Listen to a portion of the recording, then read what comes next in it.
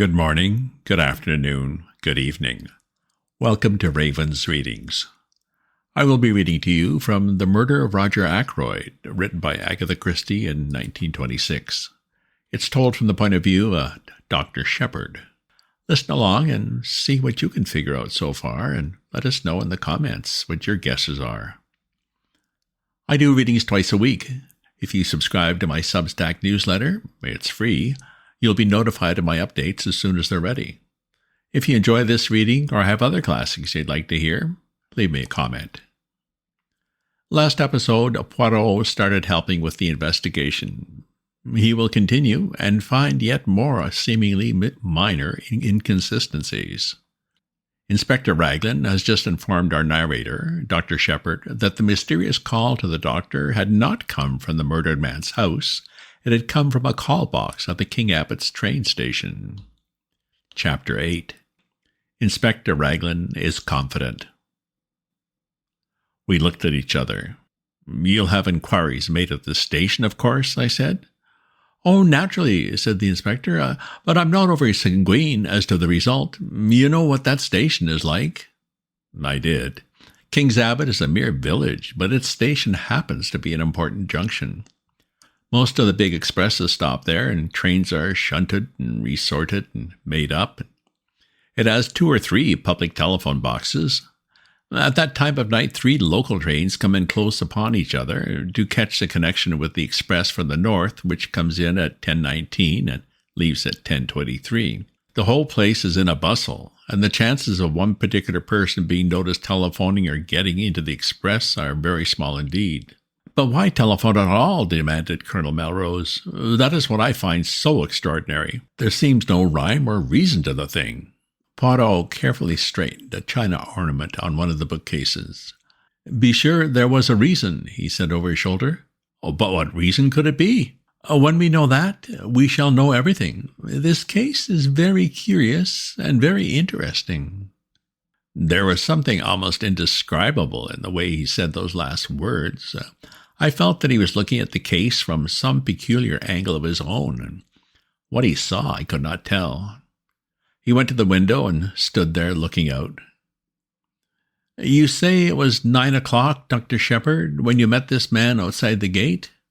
He asked the question without turning around. "Yes," I replied. "I heard the church clock chime the hour."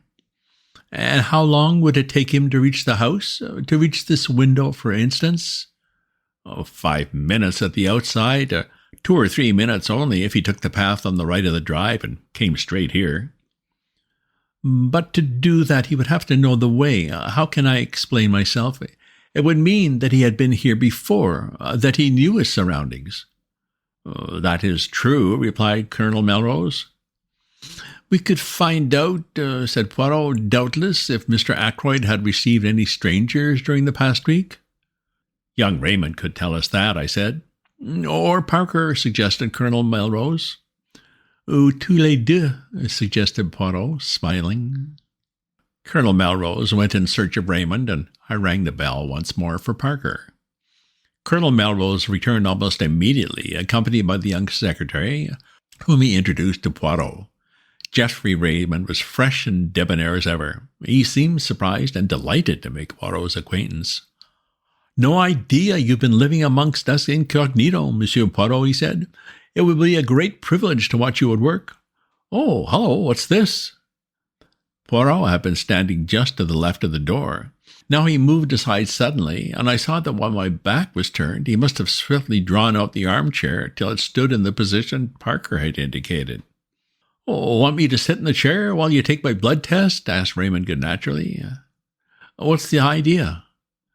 "Mr. Raymond," said Poirot, "this chair was pulled out last night when Mr. Ackroyd was found killed.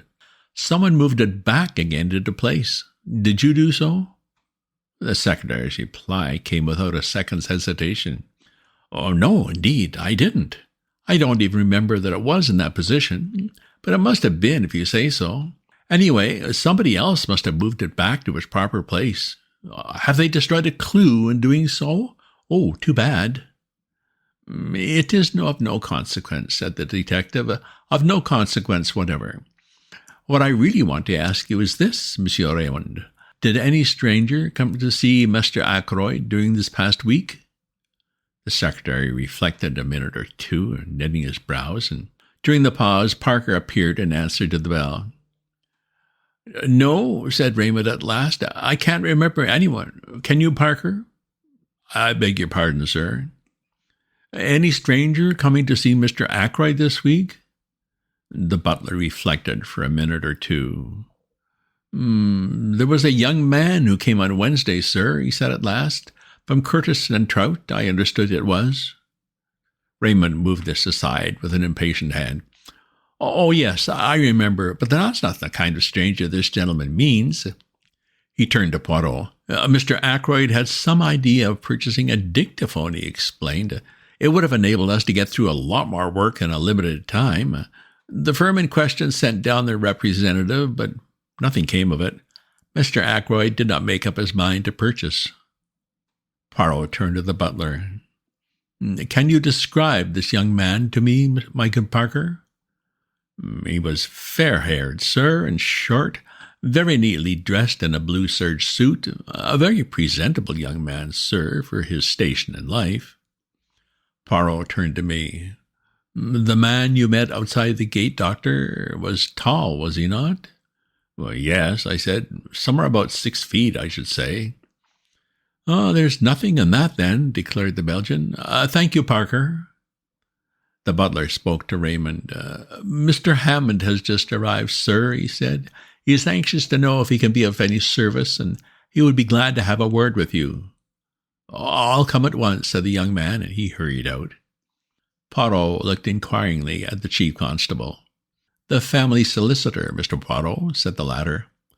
It is a busy time for this young Monsieur Raymond, murmured Monsieur Poirot. He has the air efficient, that one. I believe Mr. Ackroyd considered him a most able secretary. He has been here how long? Asked Poirot. Just on 2 years, I fancy. His duties he fulfills punctiliously. Of that I am sure. And what matter does he amuse himself? Does he go in for le sport? Private secretaries haven't much time for that sort of thing, said Colonel Melrose, smiling. Raymond plays golf, I believe, and tennis in the summertime. He does not attend the courses, I should say, the running of the horses? Race meetings? No, I don't think he's interested in racing. Poirot nodded and seemed to lose interest. He glanced slowly round the study. I have seen, I think, all there is to be seen here. I, too, looked around. If those walls could speak, I murmured. Poirot shook his head. A tongue is not enough, he said. They would also have to have eyes and ears. But do not be too sure that these dead things, he touched the top of the bookcase as he spoke, are always dumb. To me they speak sometimes. Chairs, tables, they have their message. He turned away towards the door. What message? I cried. What have they said to you today? He looked over his shoulder and raised one eyebrow quizzically. An opened window, he said, a locked door, a chair that apparently moved itself. To all three I say why, and I find no answer. He shook his head, puffed out his chest, and stood blinking at us. He looked ridiculously full of his own importance. It crossed my mind to wonder whether he was really any good as a detective. Had his big reputation been built on a series of lucky chances? I think the same thought must have occurred to Colonel Melrose, for he frowned. Anything more you want to see, Mr. Poirot? He inquired brusquely. You would perhaps be so kind as to show me the silver table from which the weapon was taken. After that, I will trespass on your kindness no longer. We went to the drawing-room, but on the way the constable waylaid the colonel, and after a muttered conversation, the latter excused himself and left us all together. I showed Poirot the silver table, and after raising the lid once or twice and letting it fall, he pushed open the window and stepped out on the terrace. I followed him. Inspector Raglan had just turned the corner of the house and was coming towards us. His face looked grim and satisfied. So there you are, Mr. Poirot, he said. Well, this isn't going to be much of a case. I'm sorry, too. Nice enough young fellow gone wrong. Poirot's face fell, and he spoke very mildly. I'm afraid I shall not be able to be of much aid to you then. Next time, perhaps, said the inspector soothingly, though we don't have murders every day in this quiet little corner of the world. Poirot's gaze took on an admiring quality. You have been of a marvellous promptness, he observed. How exactly did you go to work, if I may ask? Oh, certainly, said the inspector. To begin with, method. That's what I always say, method. Ah, cried the other. That, too, is my watchword. Method, order, and the little grey cells. The cells? Said the inspector, staring. The little grey cells of the brain, explained the Belgian. Oh, of course. Well, yeah, we all use them, I suppose. To a greater or lesser degree, murmured Poirot. And there are, too, differences in quality. Then there is the psychology of a crime. One must study that. Ah, said the inspector, you've been bitten with all those psychoanalyst stuff. Now I'm a plain man. Oh, Mrs. Raglan would not agree, I'm sure to that, said Poirot, making him a little bow. Inspector Raglan, a little taken aback, bowed in return. You don't understand, he said, grinning broadly. Lord, what a lot of difference language makes. I'm telling you that how I set to work. First of all, method. Mr. Ackroyd was last seen alive at 10:15 by his niece, Miss Flora Ackroyd. That's fact number 1, isn't it? If you say so. Oh, well, it is. At 10:30, the doctor here says that Mr. Ackroyd had been dead at 1/2 an hour. You stick to that, doctor? Certainly, I said, half an hour longer. Very good. That gives us exactly 1/4 of an hour in which the crime must have been committed. I make a list of everyone in the house and work through it, setting down opposite their names where they were and what they were doing between the hour of 9:45 and 10. He handed a sheet of paper to Poirot. I read it over his shoulder. It ran as follows, written in a neat script. Major Blunt, in billiard room with Mr. Raymond. Latter confirms. Mr. Raymond, billiard room, see above. Mrs. Ackroyd, 9:45, watching the billiard match. Went up to bed 9:55. Raymond and Blunt watched her go up the staircase. Miss Ackroyd went straight from her uncle's room upstairs, confirmed by Parker, also housemaid Elsie Dale. Servants. Parker went straight to the butler's pantry, confirmed by housekeeper Miss Russell, who had come down to speak to him about something at 9:47 and remained at least 10 minutes. Miss Russell, as above, spoke to housemaid Elsie Dale upstairs at 9:45.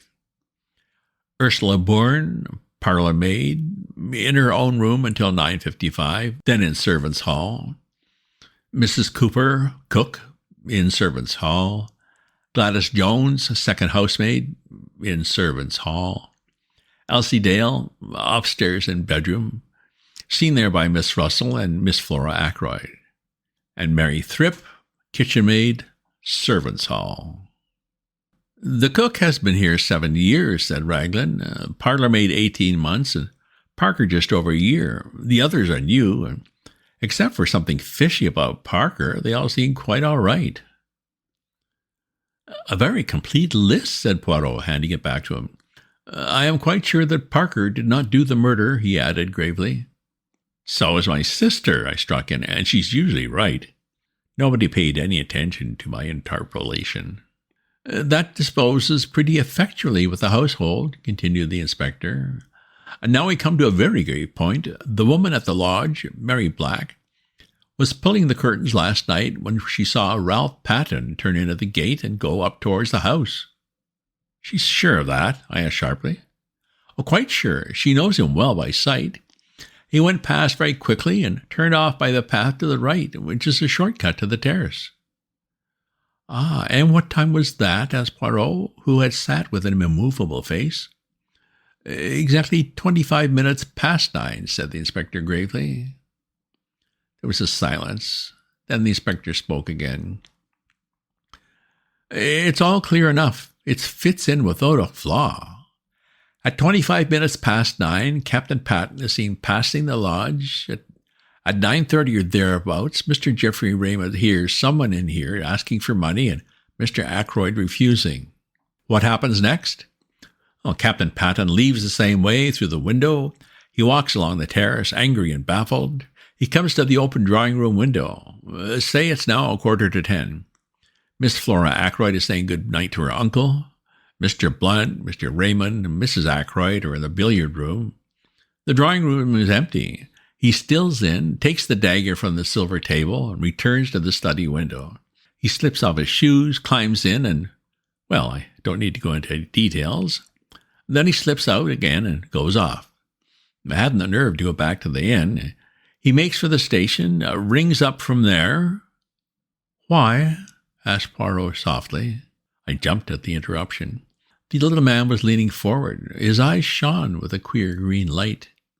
For a moment, Inspector Raglan was taken aback by the question. It's difficult to say exactly how he did that, he said at last, but murderers do funny things. You'd know that if you were in the police force. The cleverest of them make stupid mistakes sometimes. But come along, I'll show you these footprints. We followed him round the corner of the terrace to the study window. At a word from Raglan, a police constable produced the shoes, which had been obtained from the local inn. The inspector laid them over the marks. They're the same, he said confidently. That is to say, they're not the same pair that actually made these prints. He went away in those. This is a pair just like them, but older. See how the studs are worn down? Surely a great many people wear shoes with rubber studs in them, asked Poirot. That's so, of course, said the inspector. I shouldn't put so much stress on the footmarks if it wasn't for everything else. A very foolish young man, Captain Ralph Patton, said Poirot thoughtfully, to leave so much evidence of his presence. Ah, well, said the inspector, it was a dry, fine night, you know. He left no prints on the terrace or on the gravelled path, but unluckily for him, a spring must have welled up just lately at the end of the path from the drive. See here. A small gravel path joined the terrace a few feet away. In one spot, a few yards from its termination, the ground was wet and boggy. Crossing this wet place, there were again the footsteps, and amongst them the shoes with rubber studs. Poirot followed the path on a little way, the inspector by his side. You noticed the women's footprints? He said suddenly. The inspector laughed. Oh, naturally, but several different women have walked this way, and men as well. It's a regular shortcut to the house, you see. It would be impossible to sort out all the footsteps. After all, it's the ones on the windowsill that are really important. Poirot nodded. It's no good going any farther, said the inspector, as we came in view of the drive. It's all gravel to get here, and hard as can be. Again Poirot nodded, but his eyes were fixed on a small garden house, a kind of superior summer house. It was a little to the left of the path ahead of us, and a gravelled walk ran up to it. Poirot lingered about until the inspector had gone back towards the house. Then he looked at me. You must have indeed been sent from the good God to replace my friend Hastings, he said with a twinkle. I observe that you do not quit my side. How you say, Doctor Sheppard, shall we investigate that summer house?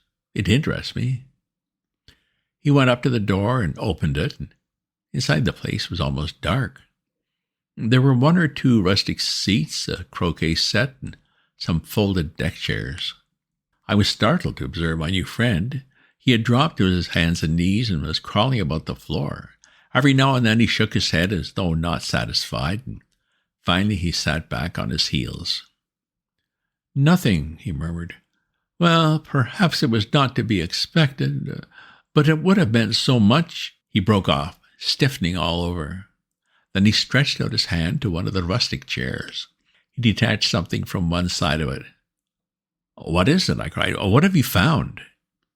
He smiled, unclosing his hand so that I could see what lay in the palm of it. A scrap of stiff little cambric. I took it from him, looked at it curiously, and then handed it back. What do you make of it, my friend? He asked, eyeing me keenly. A scrap torn from a handkerchief, I suggested, shrugging my shoulders. He made another dart and picked up a small quill, a goose quill by the look of it. "And that," he cried triumphantly. "What do you make of that?" I only stared. He slipped the quill into his pocket and looked again at the scrap of white stuff. "A fragment of a handkerchief," he mused. "Perhaps you're right, but remember this, a good laundry does not starch a handkerchief." He nodded at me triumphantly and then put away the scrap carefully in his pocketbook. End of chapter. Just a scrap of white lace. Will it mean anything? The inspector seems happy with his theory that Patton is guilty and will try to fit the facts he has to the theory.